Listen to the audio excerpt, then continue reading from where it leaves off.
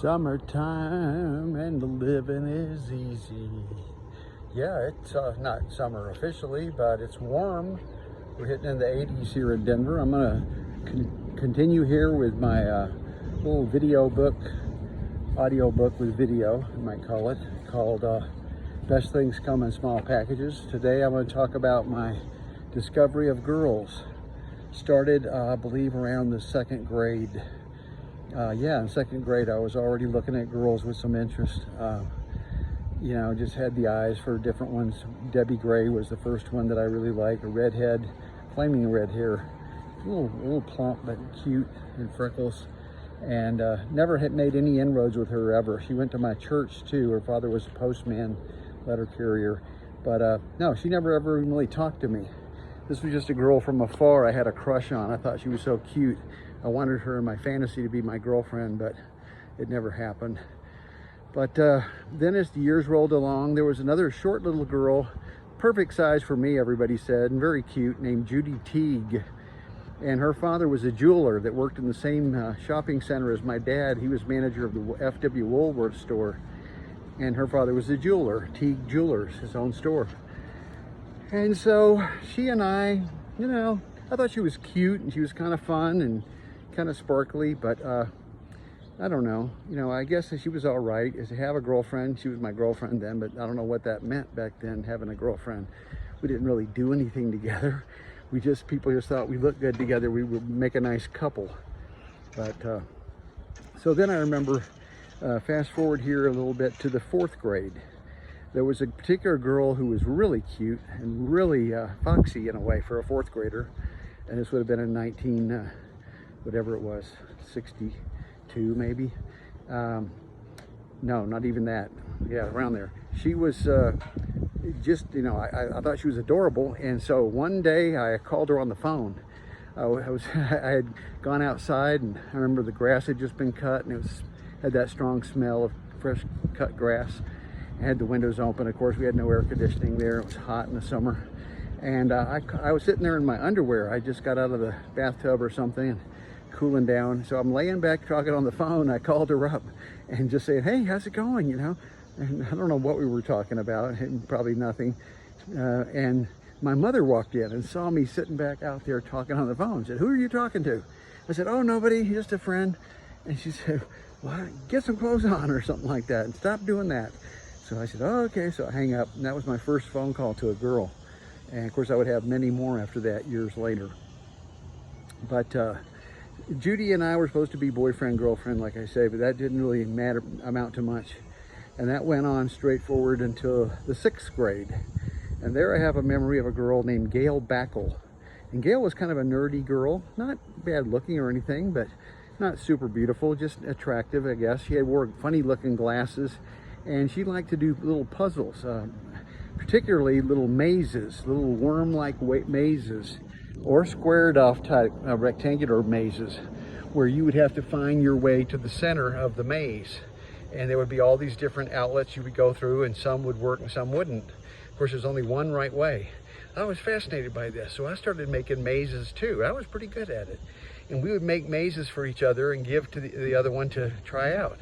And we would pass notes back and forth in class, and she'd like to talk and whisper, so we cut up a little bit, sat close to each other, and got scolded a lot for doing that, of course. And that didn't amount to much. Then the seventh grade comes around, and Judy's looking a little bit cuter, but now Judy is wearing these little girl dresses with little bows on them and stuff that to me looked too, I don't know, childish. And I was liking the girls who looked a little bit classier. If they wore bows, they were more like Audrey Hepburn bows, not like Shirley Temple. So I was trying to move away from Judy to be my girlfriend. I wanted a better looking girlfriend, someone I thought who was prettier. And my eyes landed on a girl named Darlene Rhodes. And Darlene Rhodes was very attractive, very pretty girl, smart too, very intelligent. And she also had a sleepy eye. The rumor was that she had a glass eye. I'm not sure if she had a glass eye or just had a weak eye that couldn't stay focused straight like normal people's eyes normally do, you know. And but it made her somehow look more appealing to me. I liked that her eye, when she looked at you, one eye was looking a little bit further away than the other eye, wasn't looking straight at you. And but I would tease Darlene endlessly. I don't know why I did that, but I would tease her and you know, make fun of her sometimes and stuff, kind of thinking that was going to make her endear myself to her, and it did the opposite. I think it made her angry. She's a very sensitive girl, and I probably would have done better to gush on her a little bit more and praise her or compliment her or whatever, which I learned is a better tactic if you want to get close to a girl.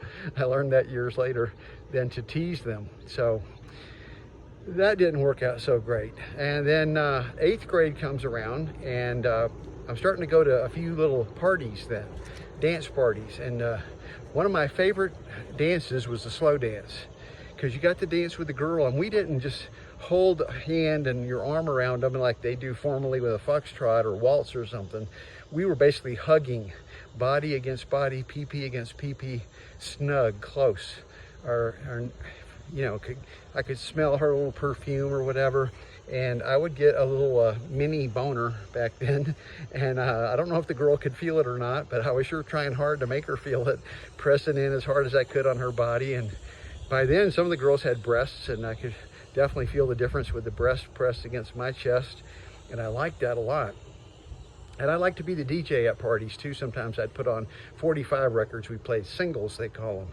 Just like a 45 little record, had a big spindle in the middle, and you put those on and stack them up, 7 or 8 of them, and one after another they would play. The songs were about 2 minutes long. And this was the era of course, the Beatles and all the groups, the British Invasion and all that. So, and American pop bands too, like the Beach Boys and whatnot. So it was a fun time. And then in the 9th grade, I was at a different school than Judy, so she was no longer in the picture for a while. She would come back in the teen years, so I'm not done with Judy T, but I'll save that for another video.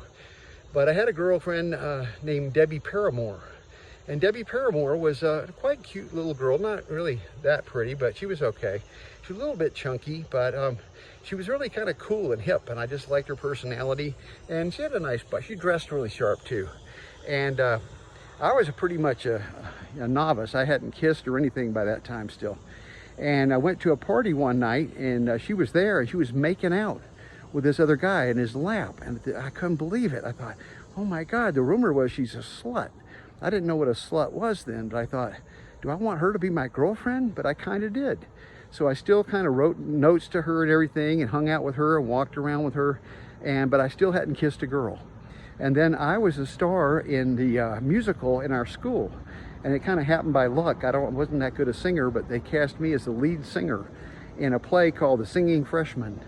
And there was a scene at the very end of The Singing Freshman where I was supposed to kiss the girl on the lips, and I refused to do it. I didn't think the girl was cute enough to kiss. She was also kind of a nice, smart girl and all that, and everybody else liked her, but I was embarrassed to kiss a girl like that. Had so many freckles, and just I didn't think was that pretty, so I refused to kiss her. So they gave me an option where I could turn my head to the side and make it look like a fake kiss. So I agreed to do that. So then they had a thing called the purity test that came out that year, and you put on there all the things you've done so far, like first base, second base, and all that.